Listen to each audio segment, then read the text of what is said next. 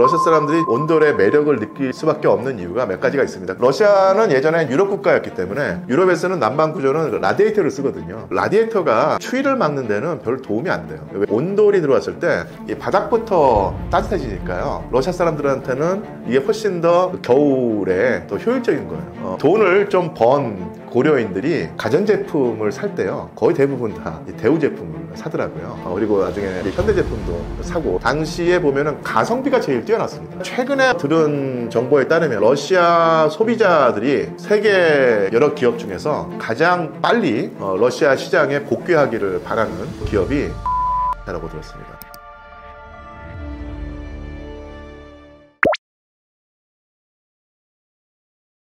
초코파이 러시아 상당히 좋아하죠. 굳이 우리 취향과 기호의 문제일 텐데요. 굳이 찾자면은 오리온이죠. 오리온이 초코파이를 개발해서 러시아에 일찍 진출을 했는데, 그때가 아마 1990년대였을 겁니다. 러시아가 드디어 이제 체제 전환을 해서 외국의 문물, 특히 소비재 상품 많이 이게 받아들일 텐데, 이게 초코파이가 마시멜로우하고 초콜릿의 결합이잖아요. 이게 부드러운 것인데, 그 전까지 러시아 사람들이 익숙해 있는 것들이 되게 이제 딱딱한 어떤 그런 것들, 초콜릿도 이런 것에 익숙해 있었는데, 이게 말랑말랑하고 부드럽고 단맛 나는 것에 상당히 신선한 충격을 느꼈던 겁니다. 전반적으로 유럽 사람들이 그 단 것을 상당히 하는데요. 단 것이 바로 초콜릿과 마시멜로우인데, 이 두 개가 결합한 형태의 어떤 그 간식거리, 상당히 러시아 사람들이 흥미를 느꼈고 좋아하게 됐고요. 그러게 해서 이제 아주 그 각인 효과가 생겼던 것이죠. 그래서 러시아 사람들이 접해보지 못했던 말랑말랑한 단 것의 두 가지 조합이 주요했던 것입니다.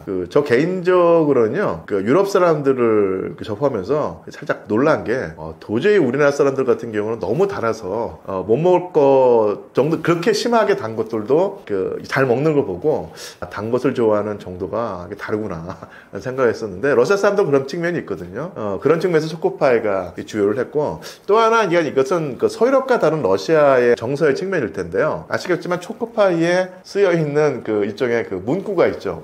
카피라이트라고 할까요? 정이라고 하는 것이 있지 않습니까? 한자로 정이라고 쓰여져 있는데, 이게 러시아에도 마찬가지로, 물론 이제 한자 도안보다는 러시아로 번역을 해서 드루즈바라든지 아니면 자보타라고 하는 표를 쓰는데요. 이 드루즈바라는 이제 우리말로 옮기자면 이제 우애, 우정이라는 뜻이고, 자보타라는 말은 보살핌, 배려라는 것이거든요.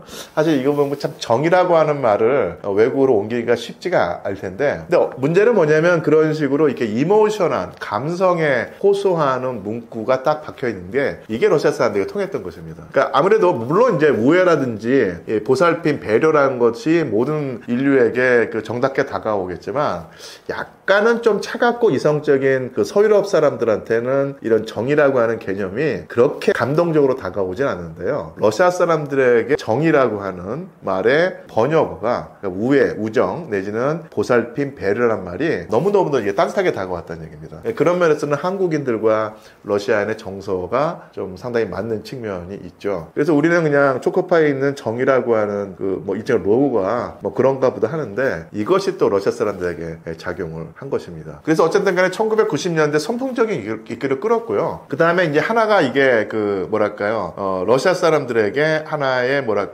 상징처럼 굳어진 거예요. 이게 문화 개방기에 들어와서 우리를 즐겁게, 우리를 행복하게 해줬던 기호식품, 간식거리가 되니까, 이게 한마디 딱 굳어지면요, 그 다음부터는 이게 웬만한 충격에도 흔들리지 않고 꾸준히 나가게 되는 것이죠. 이런 식으로 모르겠습니다. 예를 들어서 굳이 좀 찾자면, 우리나라에서 예를 들면 브라보콘 하면은 그런 아이스크림 종류가 딱 떠오르는 게 브라보콘이 되듯이, 러시아 사람들에게 달달한 어떤 간식거리 하면은 초코파이, 이렇게 각인이 돼서, 그게 역사가 30년이 됐기 때문에요, 이제는 이게 하나의 정말로 현지화가 된 것이고요. 또 하나, 아마 러시아가 여러 차례 경제 제재를 받아 왔었고, 그때마다 또 웬만한 서방 기업 같은 경우는 서방 측의 제재가 가해질 때 다 떠나고 그랬었거든요. 근데 러시아 같은 경우는 제가 알기로는 초코파이도 그랬다고 알고 있고, 특히 도시락이라고 하는 기호식품도 있죠. 라면 종류인데, 그런데 이런 그 한국 기업들이 미국이라든지 서방의 압박을 받으면서도 끝까지 이 현지 공장을 유지하고 영업을 계속했어요. 이것도 러시아 사람들에게 정말 이 친구들 의리 있다, 정이 있다, 이렇게 됐던 것이죠. 러시아 사람들이 상대적으로 의리를 중시하기 때문에 우리가 어려울 때 계속 우리와 관계를 맺었던 이런 기업들은 이건 우리일 수밖에 없다라고 하면서 같은 값이면 이 친구들 밀어주자, 이런 식의 분위기가 형성이 되면서 이 서방 자본에 대한 그런 감정보다는 훨씬 더 대한민국 그 기업에 대한 감정이 좋고, 그런 어떤 대표적인 경우가 초코파이, 그 다음에 뭐 도시락, 이런 상표였던 것이죠. 물론 그 의리를 중시한다는 게 자신의 모든 그 이익을 내팽개치고 의리만 쫓자 뭐 이런 것은 아니겠지만, 상대적으로 의리라고 하는 측면이 강하게 작용한 것은 분명한 사실입니다. 글쎄요. 요건 저도 잘 모르는데, 추정을 해보자면, 저도 경험을 해봤는데, 러시아에서 차가요, 뜨거운 물에 풀어먹는 차가, 이거는 기호식품이 아니라 생활 필수품이거든요. 왜냐하면 이 겨울에 정말 추울 때 말이죠, 뜨거운 차를 한번 마셔줘야지 몸에서 열이 나면서 행동을 할 수가 있어요. 그거를 저도 한번 경험해 봤거든요. 이게 한번 뜨거운 어떤 음료를 마신 다음에 이 겨울 추위에 노출됐을 때하고 근거 없이 노출되었을 때하고 완전히 다릅니다. 근데 그런 면에서 믹스커피가 일단은 간편하지 않습니까? 인스턴트 커피이기 때문에 뜨거운 물만 부으면 커피를 그 맛을 볼 수 있고, 더더군다나 거기에 들어가는 그 상당히 열량이 있으니까요. 더운 나라라면 좀 그러겠지만, 이 추운 나라에서는 이 믹스커피 먹어줘야지 몸도 좀 달아오르고, 그 다음에 열량이 보충되면서 이 겨울을 나는데 상당히 도움이 되기 때문에 믹스커피가 러시아에서 인기가 있지 않을까 싶네요. 저도 사실 최근에 안 사실인데, 사실은 러시아 사람들이 정말 얼마만큼 온도를 대중화할지는 모르겠지만, 이 온돌의 매력을 느낄 수밖에 없는 이유가 몇 가지가 있습니다. 그게 뭐냐면요, 이게 그 러시아 아파트의 분양 구조를 좀 알아야 될 텐데요. 우리나라에서는 그 시공사가 완벽한 형태의 아파트를 다 갖춰놓고 만들어 놓고 그 다음에 분양을 하지 않습니까? 러시아 같은 경우는요, 이 건설업체가 만드는 것은 건물 뼈대만 만들어요. 이렇게 딱 그 골조만 만들어서 아파트만 만들어 놓고, 그 안에 어떤 가구를 배치하고 어떤 그 바닥을 깔고 어떤 편의시설을 넣는가는 입주자가 결정을 합니다. 그래서 상당히 각양각색의 주거 형태가, 그러니까 아파트이긴 한데 그 안에 뭐 대리석 바닥이냐, 목재 바닥이냐, 뭐 흰색이냐, 검은색이냐, 그 다음에 뭐 방 크기를 어떻게 하는 것인가는 다 입주자가 결정을 한다는 얘기죠. 그런 면에서 예전 같으면은 소비에트 시대 같은 경우라고 하면은 뭐 모든 그 건물을 다 만들어 놓고 입주를 하게 되겠지만,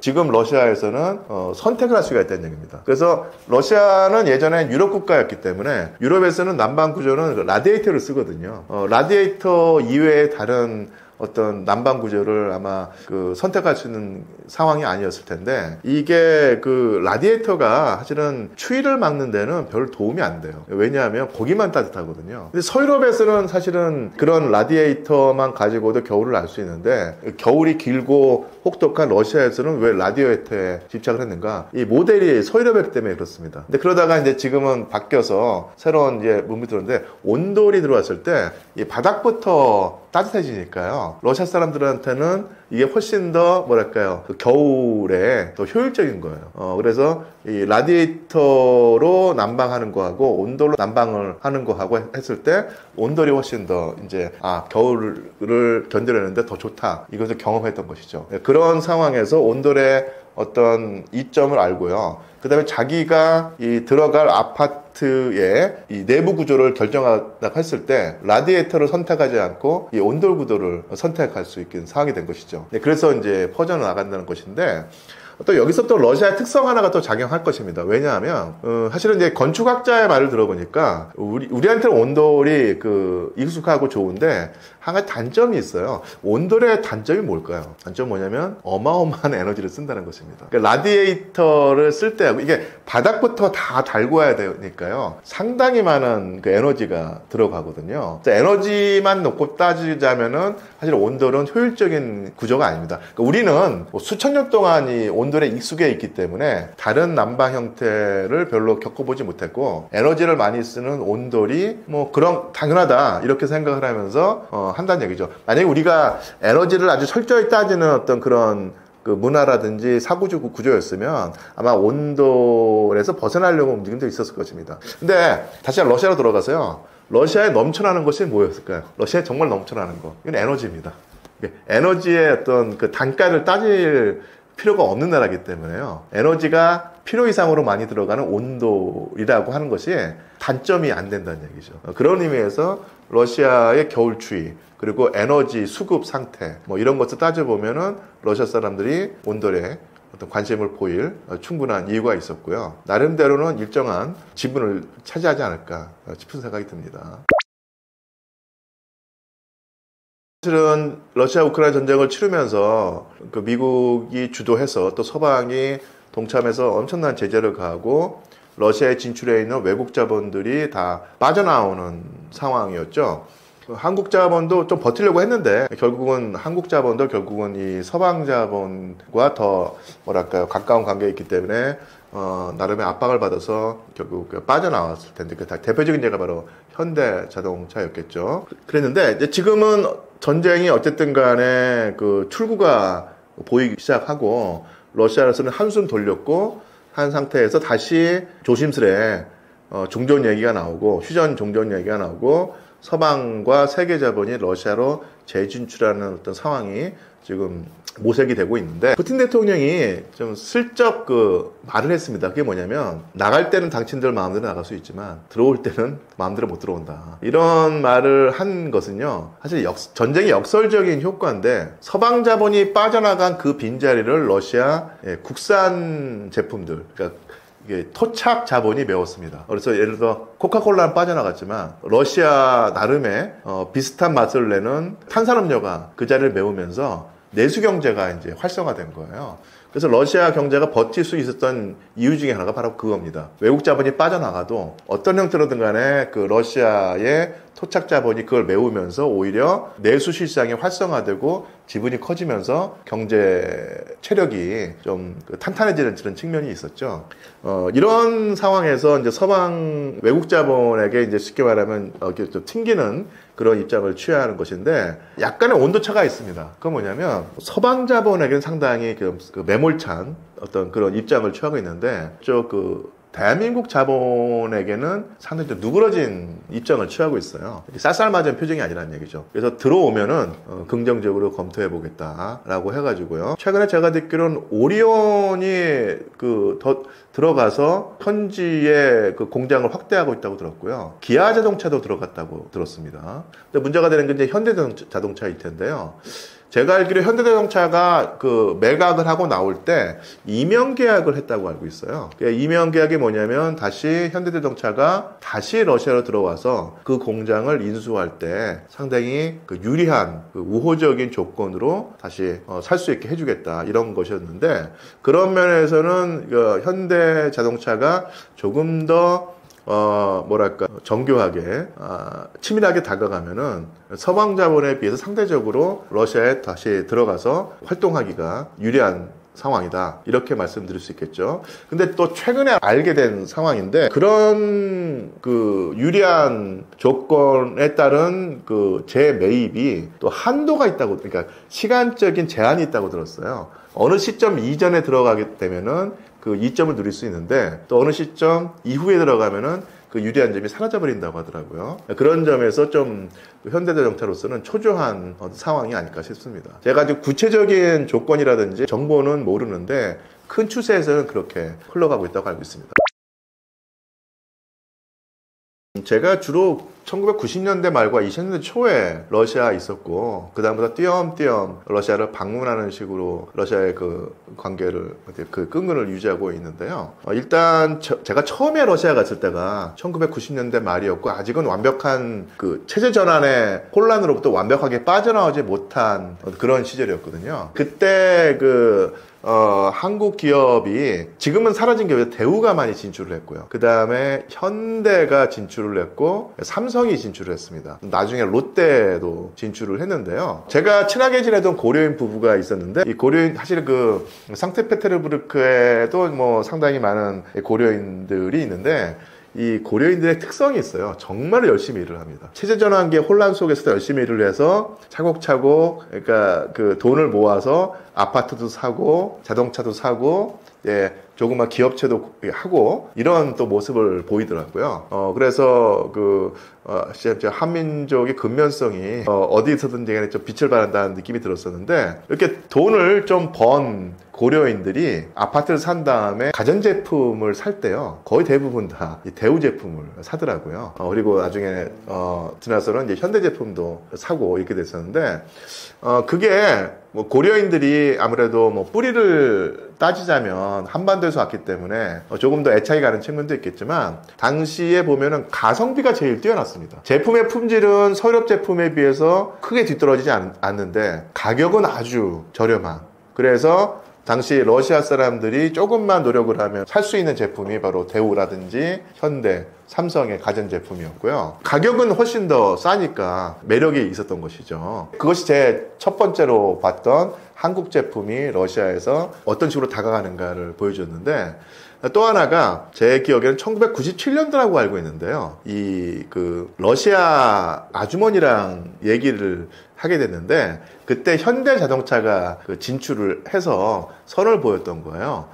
러시아 분이 큰맘 먹고 현대자동차를 샀다는 겁니다. 그런데 그분 말이 산 다음에 너무너무 이게 화가 나서 울었다는 거예요. 왜 울었냐면 러시아 겨울 추위에 버티지 못하고 자꾸 고장이 난다는 거예요. 그래서 잘못 샀다, 이렇게 큰돈 주고 샀는데 툭하면 고장을 일으켜가지고 속상하다 하면서 이렇게 울분을 터뜨렸는데, 그게 아마 모든 기업이 그러겠지만 새로운 시장을 개척해서 진출했을 때 현지화하는 데 약간 시간이 걸린다는 얘기입니다. 그래서 아시겠지만 현대자동차가 차 만드는 기술이 상당히 뛰어났었는데, 그래도 러시아 추위에 아무리 대비를 한다고 해도 자잘한 오류가 없을 수 없었다는 얘기죠. 그래서 영하 뭐 30도, 40도, 50도까지 떨어지는 겨울 추위에 러시아에 진출한 현대차가 버티지 못했었는데, 그때가 이제 1990년대였는데요. 꾸준히 노력을 하니까 2000년대, 2010년대에 들어와서는 당연히 다 개량이 되고, 그리고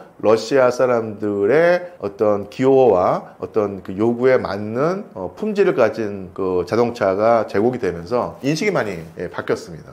그래서 지금은 뭐 잔고장을 일으키는 차가 아니라, 그러니까 오히려 서유럽의 값비싼 차보다는 대한민국 자동차를 사는 것이 훨씬 더 남는 장사고 좋은 것이다 라는 인식이 박혀 있고요. 제가 최근에 어디서 들은 정보에 따르면 러시아 소비자들이 세계 여러 기업 중에서 가장 빨리 러시아 시장에 복귀하기를 바라는 그런 기업이 현대자동차라고 들었습니다. 그만큼 초기의 시행착오를 이제는 극복하고 러시아 사람들의 입맛과 어떤 기호에 맞는 질 좋은 제품을 내놓는 단계로 발돋움했고, 그것이 러시아 현재 뿌리를 내렸다는 것이 바로 2022년까지의 상황이었을 것이고요. 그 대표적인 예가 소비재로서는 초코파이라든지 도시락이었을 것이고, 이 고급 소비재로서는 고가품으로서는 역시 자동차일 텐데, 그 정도로 뿌리를 냈다고 할 수 있겠고요. 전 그래서 이제 그런 게 보도를 보고 아니 정보를 들으면서, 야, 1997년도에 러시아 아줌마에게 눈물을 흘리게 만들었던 현대자동차가 그 사이에 이제 완전히 질적 도약을 이루어서 이제는 러시아 사람들의 가장 애호하는 자동차 브랜드가 됐다는 설명을 들으면서 세월이 많이 흘렀다는 느낌도 들고요. 그만큼 우리나라 기업인들이 노력을 했기 때문에 그런 인식의 변화가 일어난 것이 아닌가 싶습니다. 예, 결국 트럼프 대통령하고 러시아 푸틴 대통령의 관계가 중요할 텐데요. 결국은 이 두 사람의 목표가 다릅니다. 하나는 뭐냐면, 트럼프는 러시아 우크라이나 전쟁의 조속한 끝맺음이 중요한 것이고, 푸틴 대통령으로서는 이 전쟁을 조속히 끝내기보다는 더 중요한 것은 러시아 입장에서 볼 때 이 근본적인 해결이 더 중요한 것이거든요. 그래서 이 근본적인 해결이 뭐냐 했을 때, 러시아로서는 우크라이나가 서방을 등에 업고 러시아를 위협하는 상황을 완전히 차단하겠다, 이것이고요. 또 하나가 우크라이나 동부에 살고 있는 러시아계 우크라이나 주민들, 이들의 어떤 안전과 이것을 우크라이나 정부가 확실하게 보장하지 않으면 안 되도록 만들겠다. 이런 것이거든요. 그래서 이것이 근본적인 해결인데, 달리 말하면은 러시아 측의 이런 근본적인 해결이라는 것이 우크라이나로서는 상당히 안 좋은 것입니다. 우크라이나의 국익을 해친다고 할 수 있겠죠. 그러면서 이 협상이 좀 지지부진하죠. 다시 한번 말씀드리지만 미국은 조속한 해결을 원하고 있고 러시아는 다운표 쳐가지고 근본적인 해결을 원하고 있다. 이게 안 맞아서 제가 기억하기로는 한 일주일 전인가요? 미국의 벤스 부통령이 러시아 측 실무자들과 만나서 상당히 심도 있는 대화를 했는데, 나오면서 이 벤스 부통령이 상당히 안 좋은 표정으로 나오면서요, 러시아가 너무 많은 것을 요구한다, 이런 표현을 했다고 하더라고요. 그러니까 러시아가 너무 많이 요구한다는 표현은 미국으로서는 받아들이기 쉽지 않은 상당히 껄끄러운 요구 조건을 계속 러시아가 하고 있고 그것을 양보하려고 하지 않는다는 얘기일 텐데, 그러니까 이런 식으로 트럼프 대통령이 생각한 만큼의 속도 있는 전쟁의 종결은 지금 단계로서는 쉽지 않아 보인다, 이렇게 판단을 합니다. 올 연초만 하더라도 중국, 러시아, 미국과의 삼각구도 속에서 러시아가 어떤 입장을 취할 것인가 했을 때 크게 세 가지의 시나리오가 있었겠죠. 하나는 늘 그래왔듯이 전통적으로 이 중국과의 어떤 관계를 유지하면서 계속 나아간다. 두 번째는 획기적으로 미국과 러시아의 관계를 개선해서 오히려 중국을 함께 압박하는 모습을 취한다. 이것은 트럼프의 요구를 다 받아들인 것이겠죠. 또 한 가지의 시나리오는 미국과 중국 사이를 왔다 갔다 하면서 러시아에게 더 큰 이익을 약속하는 쪽에 붙는다. 쉽게 말하면 박쥐처럼 왔다 갔다 하는 것일 텐데요. 이 세 가지 시나리오 중에서 지금 상태로만 놓고 보자면 첫 번째 시나리오, 즉 러시아는 중국과의 관계를 계속 유지하는 쪽을 택한 것이 아니겠느냐, 이런 생각이 듭니다. 사실은 이런 상황이 좀 신경에 쓰여서 이 시진핑 주석이 전승절을 맞이해서 국빈 방문을 하는 이런 성의를 보였던 것이고요. 또한 푸틴 대통령을 비롯한, 그리고 또 그 밑에 있는 외무부 장관 같은 경우가 상당히 중국과의 우호 관계를 일부러라도 드러내면서 과시하는 모습을 보였고요. 그러니까 이런 면에서 미국에게 우리 관계를, 러시아와 중국의 관계를 너무 호락호락 쉽게 보지 마라, 우리의 관계는 상당히 탄탄하다, 이런 메시지를 미국에 전하지 않았나 싶습니다. 이것도 사실은 인상비평에 머물겠지만, 제가 최근에 듣기로 여러분도 아마 보도를 보셨을 텐데, 결국 미국과 중국이 관세 전쟁을 벌였는데 트럼프가 상당히 파상적인 공세를 퍼붓지만 중국이 잘 버텨내고 있었고요. 어젠가 그저께인가 있었던 또 협상에서 중국이 나름대로는 선방을 해서 미국을 상대로 많은 이권을 확보했다고 들었는데요. 그런 모습을 보면서 미국이 과연 중국을 압도할 수 있겠느냐, 이런 또 근본적인 문제가 또 제기될 텐데, 러시아로서도 아마 분명히 이 미국과 중국의 관세 전쟁을 지켜보면서 어느 쪽이 결국은 우위에 설 수 있는가를 또 가늠해 봤겠죠. 그런 면에서 러시아의 지금 유정자로서는 중국 쪽에 패를 걸지 않았는가, 이런 인상 비평을 한번 해봅니다. 그런 상황에서라면 러시아가 굳이 중국을 버리고 미국 쪽으로 돌아설 그런 시나리오는 러시아로서는 사실은 이득이 되지 않는다고 판단을 하지 않았을까. 적어도 지금 시점에서는 그렇게 보입니다. 이 질문을, 제가 전공이 역사학자니까요, 조금 긴 어떤 시대를 놓고 한번 분석을 해보고 싶은데요. 러시아와 중국의 관계는 상당히 껄끄럽기도 하고 원활하기도 하고 아주 묘한 관계입니다. 그래서 이게 제국과 제국일 텐데, 이 제국과 제국이 국경을 맞닿으면서 긴장 관계를 유지했죠. 그래서 다시 한번 러시아에 초점을 맞춰서 러시아만 놓고 보자면요, 러시아는 기본적으로 최근까지만 해도 유럽 국가였습니다. 물론 당연히 러시아는 유럽과 아시아에 걸친 제국일 텐데, 일단 뭐 주류가 되는 민족이 역시 대러시아인들이고, 대러시아인들은 스스로를 러시아인이라고 생각을 하고 그러겠어. 그래서 이제 유럽 러시아가 전체 러시아를 이끌고 가는 어떤 머리 역할을 했었는데, 유럽 러시아가 유럽과 대하는 관계가 상당히 재밌습니다. 러시아는 어떤 형태로든 간에 유럽이 되고 싶어 했고, 그런 러시아를 보면서 유럽 사람들은 사실은 좀 못 믿어하고 약간은 좀 깔보고 멸시하는 입장이었다는 얘기죠.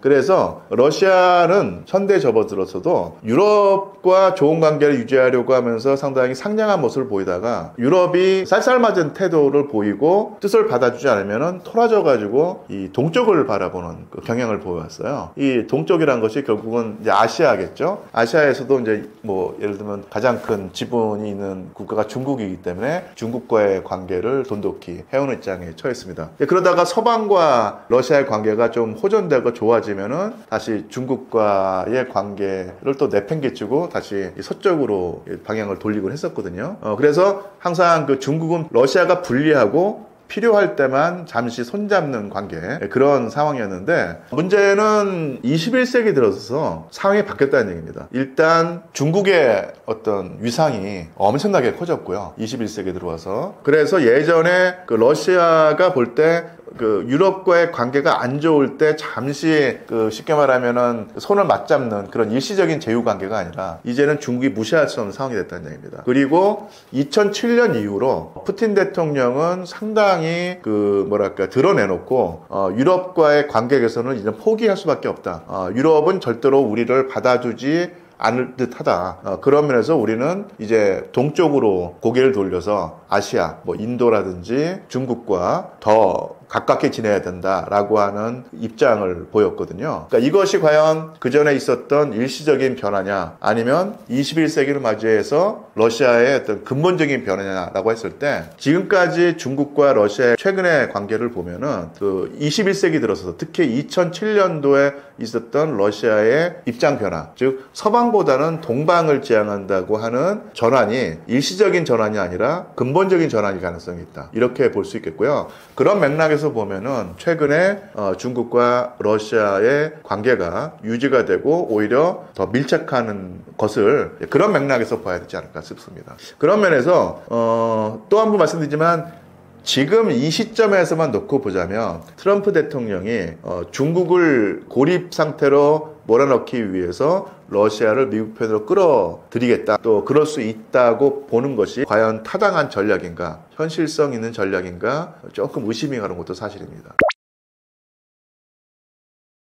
일단 그 러시아 제국이 가졌던 특징이 하나가 있습니다. 그게 어마어마하게 영토가 넓은, 전 세계 지표면의 6분의 1을 차지하고 있는 국가였는데요. 지금까지 사실은 두 대륙에 걸친 그 영토를 가진 나라가, 제국이 별로 없거든요. 19세기 그 후역까지 세 대륙에 걸친 영토를 가진 나라였습니다. 유럽, 러시아, 그리고 시베리아. 시베리아는 아시아에 속하죠. 그리고 알래스카까지 있었습니다. 조금 더 설명을 드리자면, 가끔가다 왜 러시아는 그렇게 땅이 많았는가, 왜 이렇게 땅을 추구했는가라고 했을 때, 그것은 러시아 사람들의 뭐 호전성이라든지 아니면 뭐 이런 그 욕심 이런 걸로 설명하면 안 되고요.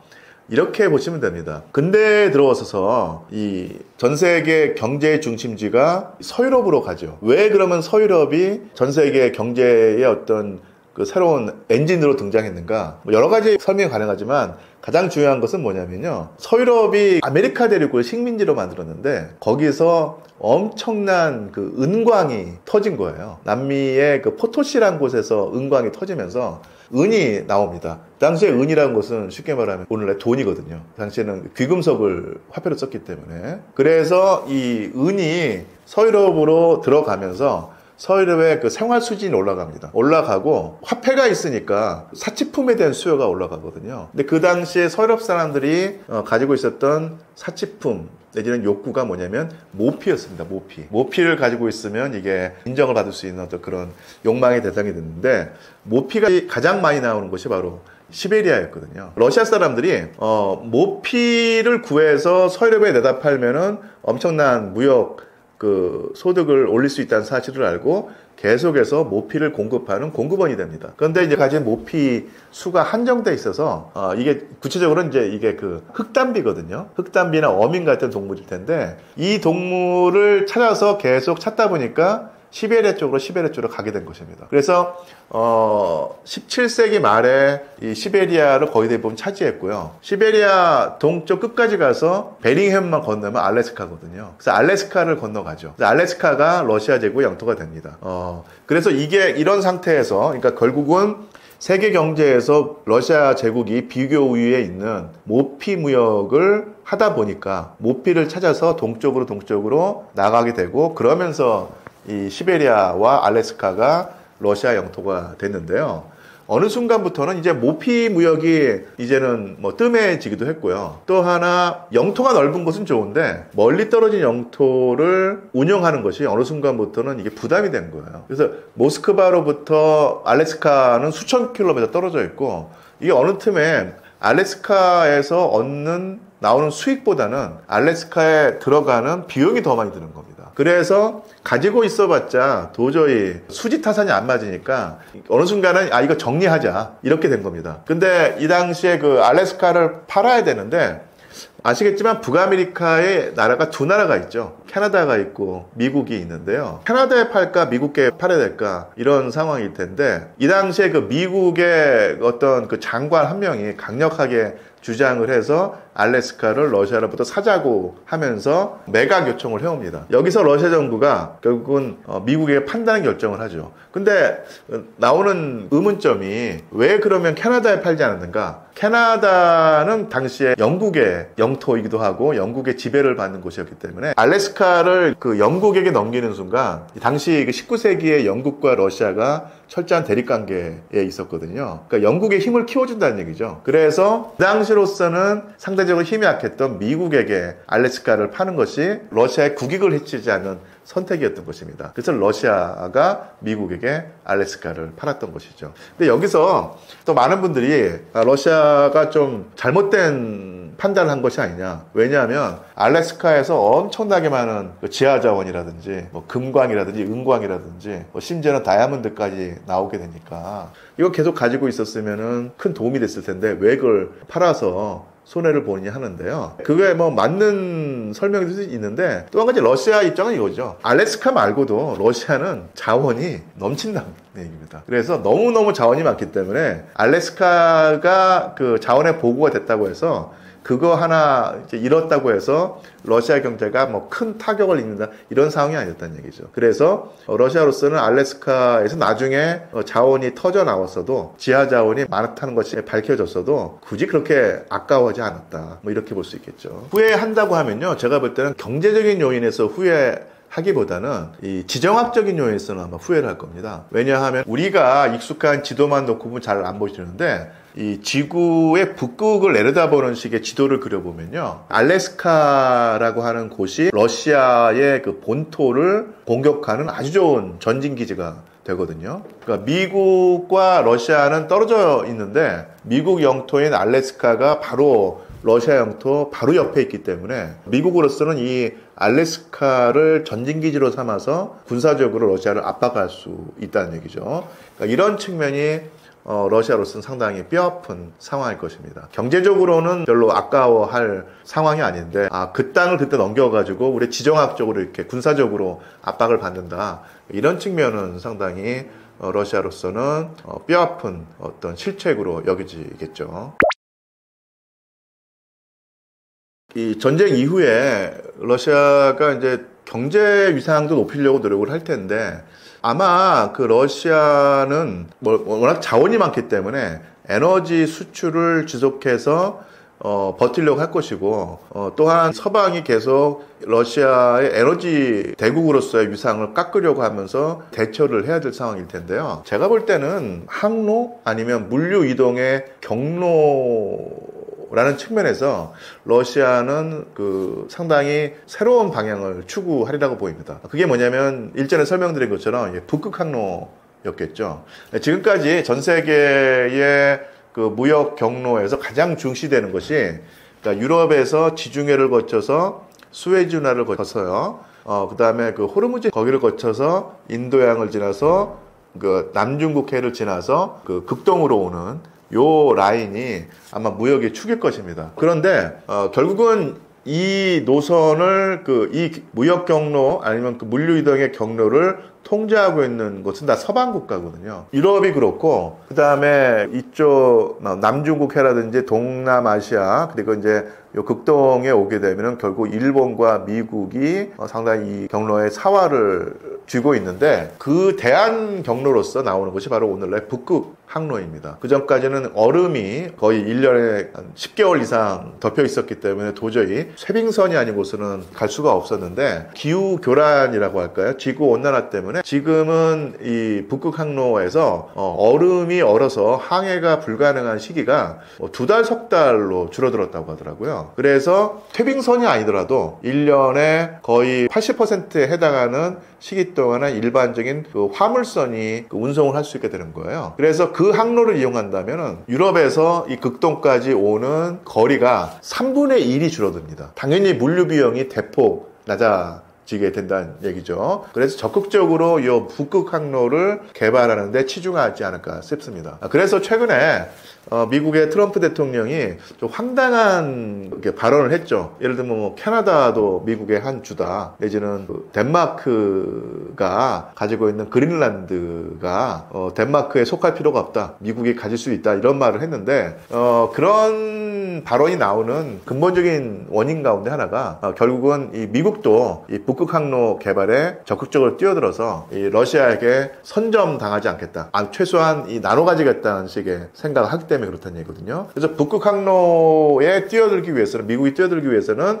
반드시 캐나다와 이 그린란드를 미국의 영향권 아래 둬야 하기 때문에 그런 입장이 나온 것이고요. 그만큼 이 북극 항로가 앞으로 큰 세계 경제에 큰 어떤 변화를 가져올 어떤 물류 경로이다, 이런 말씀을 드리겠고요. 우리나라에도 북극 항로, 북극 학회가 있습니다. 거기서 활발하게 논의되는 주제가 바로 이 북극 항로고요. 또 하나, 그와 더불어서 아까 말씀드리는 지금 서방의 우호적인 그 국가들이 쥐고 있는 이 경로를 대신하는 또 새로운 경로가 러시아에서 이란을 거쳐서 인도양으로 빠져나가는 그 경로가 있거든요. 이것도 적극적으로 지금 추진되고 있습니다. 이것은 육로기 때문에 주로 철도와 도로를 이용한다는 것인데, 이 경로가 활성화된다면 가장 좋은 나라가 어느 나라일까요? 이란과 바로 인도입니다. 이 나라는 상당히 그 대항 경로가 활성화되면은 엄청나게 이득을 볼 수 있기 때문에 환영하는 입장이고요. 그런 면에서 러시아와 이란 그리고 인도가 서로 우호 관계를 유지할 수 있는 것이고, 그 다음에 그 러시아가 특히 이제 푸틴 대통령이 중점을 대는 것이 바로 유럽 연합에 대항할 수 있는, 미국의 패권에 대항할 수 있는 바로 브릭스 체제일 텐데, 브릭스 체제에서 중심되는 국가가 바로 중국하고 인도지 않습니까? 인도와 러시아가 어떤 우호 관계를 계속 다진다고 했을 때, 그 아까 말씀드린 러시아와 이란, 그 다음에 인도양을 거쳐서 나가는 요 물류 경로가 상당히 크게 작용을 하겠죠. 그러니까 이런 측면으로 러시아는 향후 21세기 중엽과 후엽에 자신의 지분을 늘리려고 하는 전략을 취할 것이라고 보입니다. 앞서 했던 말을 다시 한번 강조하고 싶습니다. 많은 분들이 러시아와 북한이 밀착하고 서로 유착한다고 해서 러시아에게 더 이제 안 좋은 어떤 이미지를 가지고 아니면 또 이제 비판하시는 분들이 있는데, 그러면 그럴수록 러시아와 더 가까운 관계를 유지해야지 우리가 만약에 북한에 대한 어떤 견제도 할 수 있고 우리의 국익을 지킬 수 있다는 것이 바로 이 엄연한 이 러시아, 북한, 대한민국, 요 동북아시아의 상황이라는 얘기입니다. 그래서 욱하는 성미에 러시아에게 등을 돌리는 것이 감정적으로는 뭐 충분히 이해할 수 있지만 이성적으로나 합리적으로는 우리에게 도움이 안 된다. 러시아와 더 가깝게 지낼수록 러시아를 둘러싼 여러 나라에 대한 지렛대를 우리가 가질 수 있고, 그 중에 하나가 바로 북한이다. 이런 측면을 좀 강조하고 싶습니다.